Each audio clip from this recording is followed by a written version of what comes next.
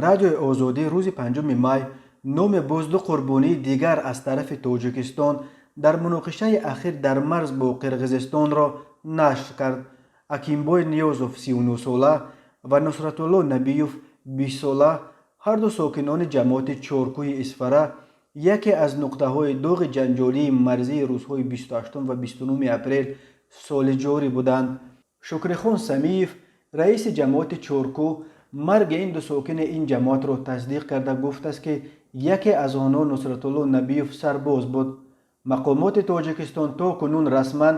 حجم تلفات جانی طرف خود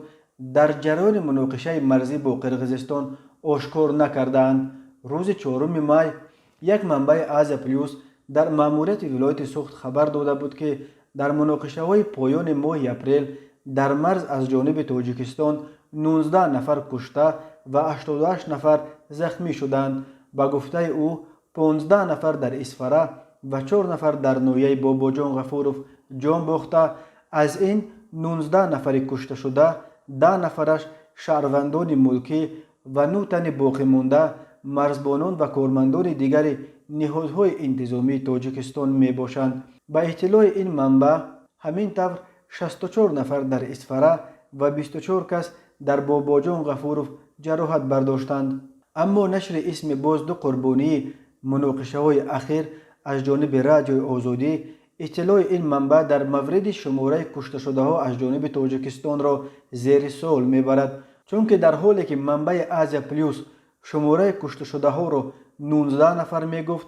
در مطبوعات تا امروز الکی 20 اسم کشته شده از جانب تاجیکستان نشر شده است. و اما در حالی که مقامات تاجیکستان شماره قربانیان مناقشه اخیر مرزی را رسما آشکار نمی کنند، وزارت تندرستی قرقیزستان هر روز آمار رسمی را نو می کند. بنا به آخرین معلومات مقامات قرقیز، از آن طرف در مناقشه اخیر در مرز با تاجیکستان 34 نفر به هلاکت رسیده،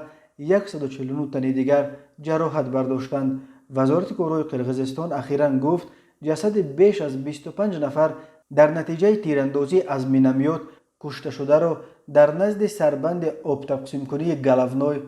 در مرز دیهه خواجه اعلی و کوکتاش پیدا کردند. رویخط 20 شهروند تاجیکستان که در مناقشه اخیر در مرز با قرقیزستان کشته شدند: نظامیان: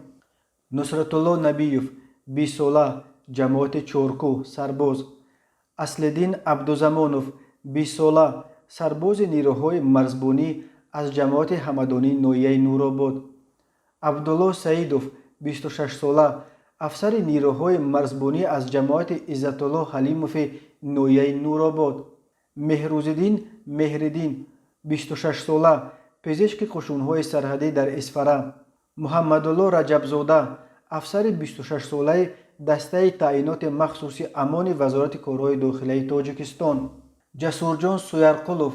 مرزبان 28 ساله از دهه قلچه عظیم نویه دیوشتیج، حسن اکبروف مرزبان 31 ساله از دهه علایالدین نویه فرخار، صلاحالدین گدایف 28 ساله فرمانده یکی از دیدبانگاه نویه مشچاو، شیرعلی رحمتزاده سرباز قسم مرزبانی اسفره، سفر نبیف سرباز قسم مرزبانی اسفره، نیکروز غفوروف سرباز ساکن دهه جماعت قرطاق شهر ترسونزاده. غیر نظامیان: حکیمبای نیازوف 39 ساله جماعت چارکو، بختاور محمودوف ساکن دهه نیمن جماعت سرخ شهر اسفره، امیجان یوسفوف ساکن جماعت افچی قلچه نویه باباجان غفوروف، حکمت الله محکموف ساکن جماعت چارکو 26 ساله، ابراهیم خان هاشمزاده ساکن محله نواباد جماعت چارکو 26 ساله، صابر وهابوف 51 ساله جماعت چارکو، منوچهر قلندروف 40 ساله جماعت چارکو، دلیر ایشانوف 33 ساله جماعت چارکو، حسین شریپوف جماعت چارکو.